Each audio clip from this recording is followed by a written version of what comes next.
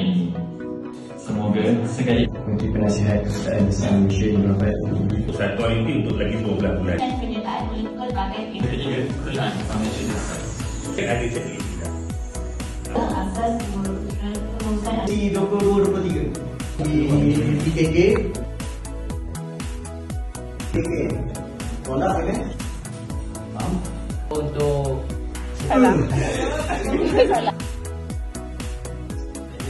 kami ekskul kebajikan. Permudahnya kami akan kita tahu kan benda-benda orang akan dapat itu macam mempromosikan. Itu macam kita patut membanggakan. Dan kita orang pun sekarang ni tengok nanti kita tahu apa. So dia penting. Macam